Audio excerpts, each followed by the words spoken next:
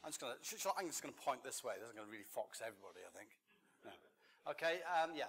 My name's Joel Hughes, and I'm here because I'm running a roadshow called the Business of Web Design. I do actually run a day job, which is freelancing and running an agency. But as you'll get the gist from this talk, I've had to discover a lot of lessons along the way about dealing with clients and pricing, and I suddenly twigged last year, do you know what? A lot of other people have struggled with this and are continuing to struggle with this. Hello, hi, come on in. This is my assistant. Random people walking in. and I'm going to just talk a bit about that journey today, and subtly underselling that is the fact that I'm running a conference next month in case you're interested. Oh, and there is a random prize. Nobody was giving out prizes from the public sector earlier, but there are prizes today. You can win one of these gorgeous t-shirts. Okay, it's not that gorgeous, but you get the idea. And all you need to do is we've got a hashtag of TBO, as in the business of TBO Roadshow Leads. So if anybody tweets on that, we'll do a little Twitter hashtag selection at the end, just to see if we've got any winners.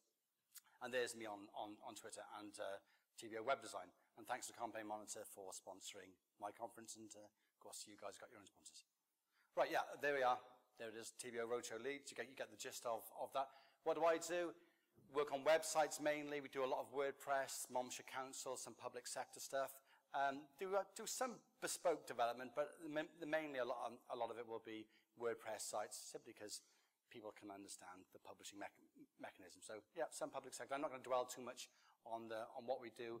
I kind of want to give an idea of the background for what I'm talking about today, really. Yeah, so where I came from, I've actually been running since 2001, so you might be thinking, Jesus Christ, what the hell has he been doing? He should have taken over the world by this period. But no, the first couple of years, I was a contractor. You know, that's that sort of what I normally would call you're working, say, 9 to 5 for an agency for X period of weeks. So you're a bit of a hired hand, which is cool, you know. And from a perspective of somebody, a client walking in the room, they're not going to be able to spot who the permanent people are and who the contractors. They just see bums on seats. After a while, around 2007, I think I got bored of that. I didn't really want to be the hired hand anymore, and I didn't really fancy going permanent. Not that there's anything wrong with those. It's obviously a personal journey with this kind of stuff. So that's when I went what I would define as freelancer, and this always provokes a variety of different opinions as to what that actually is. But in my definition of a freelancer, you're working maybe from home or your own premises, and you're working on multiple clients, so you know, you're not dealing with agencies in the sense that you're going to turn up and be bums on seats, although you might go in for one day or another day. Now that change between, say, contracting and freelancing, that's where the biggest pain point came with me, because before being a freelancer, and negotiation and dealing with clients was simply a matter of picking up a phone, dealing with an agency, them saying, do you want to come in for 6 weeks, or a month, or whatever, and this is your day rate. That was the extent of the marketing of it. But of course, when you're a freelancer, and I can distinctly remember the day of sat in my house in Newport, you know, the desk was all laid out, my pencils were in a really sharp line there, it all looked really pretty, a cup of coffee was on the go, but I suddenly thought, geez, where am I going to get clients from?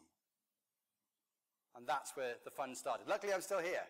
So, but yeah, so what happened over time, I'll drill into this a little bit, that in the early days, I was just the guy doing all the design, all the development, and all of those other hats which you have to wear when you do this thing. But I quickly got the idea that good idea is to sort of get other people involved who can help you out with a load of those skills. Like now, for instance, I will be working with freelance designers or freelance developers, and if you've got any of those skills in the room, please shout out later. I'm always looking to work with other people. And that's really good because it means that it's not just me doing all the work, you can spread your time around, and that takes you on that sort of journey where you're more of a virtual agency then, and indeed that's the kind of direction I will be going. I will be employing full-time staff. So during that, say, transition between contract and freelancer, that's where, as I say, a load of the fun really happened. And I just want to mention some of the lessons which I learned along that process. And these are some lessons which to some people, they come straight away. Some people, it takes longer than I do to twig it, but again, we're all on our own journey when we do these things. Point number one was don't worry about being small. I think when I first created that first website, I was going to be marketing my services as a freelancer. I don't know, I got all the usual stock photography on it. some beautiful person wearing a headset who's going to answer the phone. I don't think I even went as far as having the cupped hands with the seedling growing out of it to signify growth for your business. So I don't think I went that far, but you kind of get the gist. And this is going back to what I think, talking about how we perceive people need to think about this side. Created this vision of what an agency was, and there's lots of we do this and we do that, but of course there was just me. And that's a bit of a weird one, because you end up creating what is essentially online marketing collateral, which is completely disingenuous to you, and you do not feel at home with, and it's not exactly a place where you are going to create content. So certainly don't feel that you have to be that big agency. Small is good. I mean, what we class as an SME now is completely different to what an SME was 15 years ago. Heck, we've had to invent phrases like micro SME and nano SME now, just to counter that. And I think that natural reaction is to think, oh no, I've got to be bigger. But no, don't worry about it. Yeah, being clear about who you are and what you do are really important. I think certainly back in the day when somebody asked me what I did, I might mumble something, oh, I do stuff on the web. Almost apologetically, yeah? But people haven't got time for that. They don't want to hear you be embarrassed about it. They just want to hear quite clearly and crisply what you do and what you can help with. I think a lot of people have trouble with that, of course, because it starts to put them into a zone where they feel like they're bragging. People don't like that. It's not a very British thing to do. But ultimately, unless you tell people what you do, they're not going to guess. They haven't got the time for it. So getting clear about it, heck, practicing it. Some people call it the elevator pitch. It doesn't have to be cheesy. Actually, if it feels cheesy to you, it's obviously wrong. It's got to feel authentic. Yeah, clients are not from hell. We've all heard this kind of stuff, and maybe we've laughed about it. You know, this guy said to me, so how much is a simple website? And yes, it's a dull question, and we can come back with stuff like, well, you wouldn't say to an architect, how much is a house? And we hear these kind of phrases. But of course, ultimately, clients don't know a lot about digital stuff. And I've been doing this for quite a long time now, and I thought I'd see the trend where people would get smarter about it with clients, but they don't. I'm not seeing that trend at all, probably because the technology is getting more complex. So whilst websites like Clients from Hell are hysterical, ultimately I think it's up to us to be the educators and the informers. So clients being a complete nightmare, and we've all got those nightmarish stories. I certainly have. I don't think you can be in business for long without those kind of stories, because they help and inform you. Like anything in life, like the agile process where things happen and we react to it. You learn from these things, and what happens is that if you learn from the kind of clients who you know are going to be a nightmare, you look at those projects, that goes back to your process of who you allow yourself to work with, helping you to filter out the tire kickers. I was talking to somebody earlier, and I think they're in the initial stages of their business. And what you tend to do then is you tend to take on any work. And I can understand that, because the threat of next month's rent, next month's mortgage is a very big looming thing over you. But after a while, when you get to a stage when you've got enough money coming in, just enough money coming in, then think harder about the clients you work with. I'll touch on this again later, because you are allowed to say what clients you work with, because life is too short to work with people who are going to weigh you down. This is a big thing for me to work out. I think when you first start out in business, you're not very confident about your skills. You're not very confident about what you're bringing to the table. And so maybe you go in, well, I'll just be the cheapest. But of course, price is a funny old thing. You walk into the supermarket, and there's no one price for baked beans. There's budget baked beans, whether it's from Asda or Morrison's or whatever, and there's Heinz baked beans. So if people only bought on price, there would be no room for Heinz baked beans. So even though I sort of knew that at the time, I was probably trying to go in at too much of the low end. Well, again, after a couple of years, you realize, shit, don't compete on price, only on price, because there's always somebody out there who's going to be cheaper than you, and there's always somebody out there who'll do it for free. So it takes courage to look to raise your prices, but what I found, it pulls me out of some sort of death match of low-end companies who weren't a good fit for my clients. So it ends up drawing you into a situation where you find better clients, so you steer out of those waters. Yeah, as I say, people don't buy just on price. So we don't want to just compete on price either. Process is an absolute killer thing. And I found my process, like a lot of people I think they do, they evolve it over time. A lot of it is wrapped up in our heads, and I kind of touch upon this later on, but try to get stuff out of your head. Anybody know this guy in the picture? Come on, somebody in the room. Oh, there's a hand up in the back.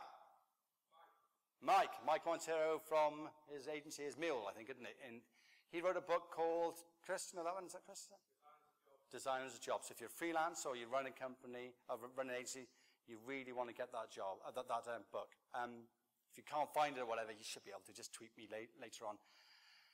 But he's very big in the book of having a process and sticking to it, rather than you start working with a client and say, well, this is how we do things. And they go, oh, no, don't worry about that bit. I know what I want. Bish. Just get on with on the design stage. And I think in the early days of your company, in the early days of dealing with clients, you might go, oh, Christ, maybe we don't need that bit. Maybe we will move on to it. But it's only after a variety of projects going completely Pete-tong that you go, no, I tell you what, this is my process. I'm the expert here. I'm the person who's doing this. If you want to come in and design websites, great. But I'm not the person to help you with that. So your process is non-negotiable.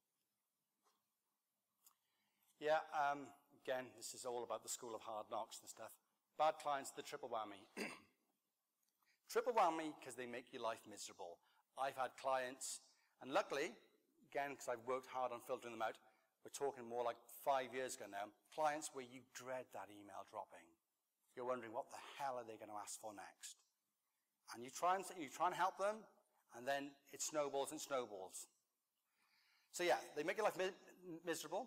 They're pipeline cloggers because you've only got so many hours which you and your company can work. So they're taking up those hours for starters. But of course, the flip side of that is that those hours, they could have been spent with a client who's fun to work with, a client who's a joy to work with. All the people I work with now, I like being with. It wasn't always like that wasn't always the case, but it's been an active decision on my part to weed out people from early stage who I know are going to be an arsehole. I think we all have got our red flags about this kind of thing, and you can spot it. In the early days, I think my gut feel was telling me, this person's going to be a pain in the ass. But the technician in me said, oh no, gut feel. You cannot go by gut feel. I can solve their problems. But no, some people aren't a good match for each other, so I like to use gut feel as a big thing from day one. And of course as well, that bad client, they're not going to refer you on to other good clients. I mean, perhaps the relationship's sour at the end, so there's going to be no referrals anyway. Or if they do refer you on to anybody, it's going to be the same type of client. So people's view of freelancing, when I've spoken to them, and I've got a podcast, as I mentioned later on, and I do lots of interviewing of people, and it's obvious that people's view of freelancing, running a business, can get completely skewed by the bad clients. So ultimately, the problem is, let's not work with those guys. Which leads to this. You're allowed to fire a client. Who in the room has fired a client? I can't see any hands, because I can't see any. Oh, there's a few hands going up. Good. You can see the glare of it. And that's a joyous thing to do. It's a moment in your life. You haven't got to be rude about it, and there's always a way of doing it in the most polite manner. But again, when we do that, we free our pipeline to work with people who are much more fun, much more interesting, and we avoid the clients whose email is going to completely freak us out when it lands in there. So yes, fire them. Hooray! Spending time working on the business is an absolute killer. In the early days, it's hard to do that, of course. Again, we're worried about paying next month's rent, next month's mortgage, and you think, oh, Christ, I can't think about strategy. Who the hell do I think I am? I've got to pay. I've got kids who need to go to school and all that stuff. We've got food on the table. But it's so important to spend time thinking about it because, of course, time just goes on. So before you know it, your business has moved on a year. Then it's moved on to the second year. And if you've not planned what direction you're going, it has moved on. It has gone into a certain direction. So you may as well think about what that direction is because it's going there anyway. Oh yeah, here we are. We're back to pimping the old hashtag. If you want to win one of the glorious t-shirts, which come in medium, large, and XL, and I'm in the large zone. So you get the gist of that. TBO Roadshow Leads. Yeah, I just want to touch on something now, which I dropped in from another presentation. Going back to what I said earlier, when I'm trying to unpick things from my head now, I'm looking now to see how I can scale the business. And what that means, I've got to stop wearing so many hats, which is like project management and technical and doing lots of admin stuff. And bookkeeping. Well, I'm not doing the bookkeeping, at least I've offloaded that one. But what you find is that you know how to run all your processes and systems because you've done it for so long. But if you want to get other people to do it, or you want some sort of operations manual, you've got to unpick that. So I'm getting used to now, thinking about what tools and techniques, and they're not advanced for the moment. I'm not creating my own tools and web apps to do this, even though that's what the technician in you wants to do immediately. No, I want to go back and do what is, I suppose, prototypes, so we can at least map out what those systems and the processes are. It's just basic things like having a set folder. It's obvious to some people, but hey, I bloody wandered lonely for years trying to work all this stuff out. Having a set folder for all your documents, and see, I'm doing anal things like here, giving everyone a code. So when I refer to a document from another document, people know what documents they are. I haven't got to say, oh, you know this document there. Because I'm sure, like a lot of people in the room, you've had about 47 Google Apps accounts in your time, and over 12 years, all my documents within 50 different places. By having them in a set folder, I can share that folder, or you can do it in Dropbox. You get the idea. It systemizes it a lot more. The flip side of that is having processes. Now, what I'm trying to do here is think, what happens on a monthly basis, on a weekly basis? Maybe it's running a project, maybe it's invoicing, and I write out what that process is, and then I give it to the person who does that. As you see that there's a few gaps. I can't see the screen very well here. Yeah, you can see that there's a few gaps in the numbers because I haven't written all the processes yet. I'm still in the process of doing that. Maybe I need a process for writing processes. Don't know. But yeah, I've got things like the project setup, because you know I'm using Harvest for the time track, and there's Red Booth for the project management, there's Free Agent, and there's all things which need to be done there. And over the years, I've been doing all this stuff willy-nilly. But if I'm going to scale the business, I need other people to do that. And my business needs me to do the bits where I add the most value. So that's the route that I'm going. Oh, and of course you have things like the process detail. You see here, this is where I'm drilling down into what each step is, and each document has. It's got all the things like it's got your version numbers and all that stuff. It's all obviously unique to you guys, but this means I can get admin people on board. It's not me spending 2 hours setting up projects and doing this, that, and the other, which I could be winning business, or I could be creating content or doing something which adds a lot more value to the company. Things like spreadsheets and Kanban and all that stuff. This I've made up, by the way, before you start looking at all the clients and all that kind of stuff. Not that you can see it on that font size. But good heads-up views for where I am with all the projects, what my estimates were, what my actuals are, so I can see what is my margin on the projects. I can learn from the projects each time. Like for the first couple of years I was running the business, the key thing was just to get the invoice in and get the money in, move on to the next project. But unless you're learning from your projects, you don't know if you're doing well or not. And I can't get full-time staff on board unless my margin's good, of course. Or you know, if I'm not making enough money on the projects to support them. So the more and more I'm putting tools and processes in place and finding out what other people are doing. So if you guys are doing things which may help me and add value, please shout out later. Is this now the moment when the clicker stops? Is it moment 47? Okay, tactics. A few things just to throw in there. This helps if you're dealing with clients direct. Some things which I say, the clicker has stopped working intermittently. This is intriguing. Okay. Dagnammit. All right, here we are. Instead of asking what the budget is or whatever, like back in the day, I think when I first started dealing with clients, I think I would pussyfoot around asking about the price, because I don't like haggling and I don't really like talking about cost and all that stuff, and I would probably drag it out to 3 or 4 meetings, only to find out they didn't have the money. Great, well I've wasted everybody's time.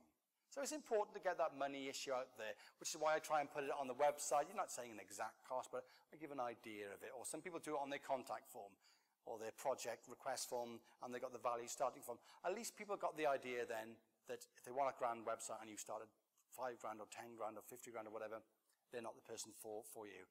But if I get into the room with people, I want to get them onto the footing where a good website should be a good sales engine. Or it should be a good piece of marketing collateral. How much are you looking to invest in this project? Not what the budget is, because they're not just spending, wasting money. This is an investment. So I want to get their mindset into that first. And if what you propose is too much, okay, how can we reduce scope to match your budget? That's always a good tactic, because people don't like to have things taken away from them. Again, my first reaction in the day was, oh shit, I got to somehow now fit this pint into a half-pint glass. Well, no, I'm not going to do that now. You've got to value your own time. You've got to value what you're bringing. Try to explain to clients, I'm not quick save. Don't just come in here and haggle. I'm not that rude to people. Honest, we do get some nice clients. But yeah, how can we reduce the scope to match your budget? And then, miraculously, money is here invariably found from somewhere. Spec one-liners, this is coming up to the end now. Just over the time, I think we've all seen these kind of things drop into specs, and these are the kind of things which, if you don't spot straight away, it can end up really biting you on the bum. Things like, there will be an e-commerce element to the website. Yeah, okay, what are we talking about? A PayPal button here? Or some sort of 3D rotating feed which takes, I don't know, real-time data. These are the things which trip you, because you'll bet, oh shit, they mean a PayPal button, but ultimately they're going to want the 3D rotating feed thing. Yeah, these things over time, they stick out like a sore thumb. You think, all right, I'm not gonna put my name to that. The website needs to have the wow factor. Okay, how much wow do you want? Well, that much wow, or full-on wow, super wow. Yeah, well, again, I don't like to take the piss out of clients because they don't really know how to express what they're after, which is why taking them back a few steps and explaining, well, I'll give you costs on this, but we will have a discovery phase where we'll go back and we'll revisit you of the logic which underpinned your proposal. And you can spot this proposal, which is from 10 years ago. It's talking about IE4, or it's talking about their mobile site, and you're thinking, okay, this is going to be painful. No more wow factor. Oh, the website needs to be future-proof. All right. Against what future are we talking about here? How far into the future have I got to guarantee this? 1 million years? When we're all existing in a gaseous form? No, well, they put it in there. And just because some companies are happy to underwrite that, I'm not. Yeah, so let's just move on to the conference, which I'm running next month. And this conference is all about talking about the business side of things. What I'm trying to do is to put on the conference, which I should have gone to all those years ago, and the same conference which I want to go to now, because it's all about continuously learning. When I was writing up something for the speakers the other day, looking through these talks, I'm thinking, yeah, I'm really enthused about what these guys are going to be speaking about. So there's the website, 2014, the Business of Web Design Co. UK. It does what it says on the tin. 18th of July here. I said that the other day as well. Where was I? In Exeter. And somebody said, here? No. There in sunny Cardiff. And there's the Twitter account. You've got some faces there which you may recognize. Anyone listen to the Freelance Web podcast? Sean Johnson's on there. He's always got some very interesting things to say. Kirsty, let's have it. Viv from Clear Left down in Brighton. Stu Robson, if you're on Twitter, you may well know Stu. Stu talking about his first year of freelancing. Dan Edwards talking about pricing. Steve Kirby talking about competing with larger agencies. Danny Bluson. And Paul Boag, who some of you may recognize, talking about dealing with clients. So again, we're not talking about technology here. We're not talking about responsive web design. We'll leave that to Responsive Day Out down in Brighton. This is all about that business side. We're going to have a strong Q&A session at the end, so you can get all of those questions out. Right, coupon moment. Dun, dun, dun. In case anybody fancy coming, there is a 10% coupon called Thanks for you. Hooray!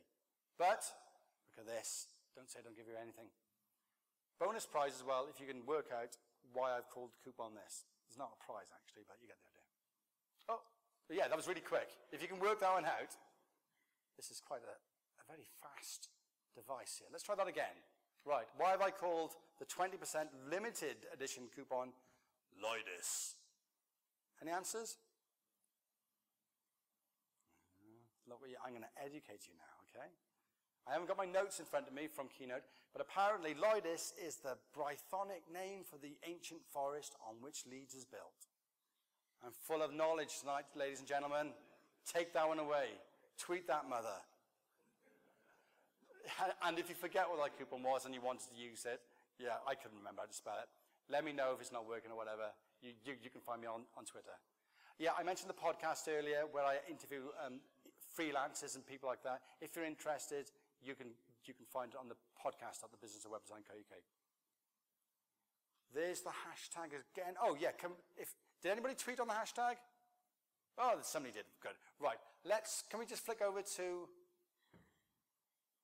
the web browser, and we can see if we can get technology to work. So in the bottom one, it should say TBO Roadshow Leads. And if you click now. Hey, who's that? Is he in the room? Is it any hit? Fantastic. Technology working. Right, we've got 2 more t-shirts to give away, so let's click again. You're not allowed to win twice, by the way. You're not. It's only you that's tweeted. Okay, we could be here all night. We'll give up in a moment. Next click. Is that Chris, is it? Was that a happy yeah? I don't know, there's a lot of sarcasm in that. Oh, shit, yeah. Okay. Let's click again. Oh, you don't have to click. You can click if you want. Right, it worked. So if those people can come up to me later on, we can sort something out. Sweet. Could you go back to the slides a sec? While I just finish off here. I think should be the last one. Yeah, there we are. Thank you. There's all my details. Joel _ Hughes. And again, thanks to you guys for having me and all that kind of jazz.